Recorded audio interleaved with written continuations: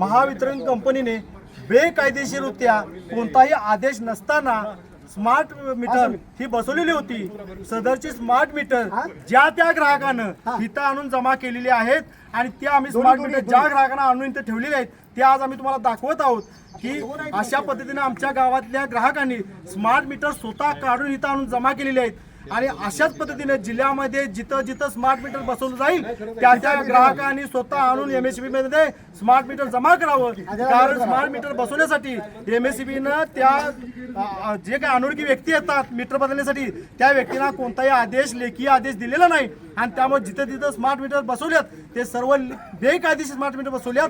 आणि जर ह्या MSEBचा हा अंदाधुंदी कारभार थांबवायचा असेल तर कोल्हापूर जिल्ह्यातील सर्व वीज ग्राहकांनी जर स्मार्ट मीटर तुमचं बसवलं असतील तर ज्या त्या MSEBच्या कार्यालयात रितसर आणून द्यावी आणि रितसर तिची पोच घ्यावी आणि जुनं मीटर आणून बसवावं असं त्यांना सांगावं। एवढीच आमची तुम्हाला सर्वांना विनंती आहे। धन्यवाद।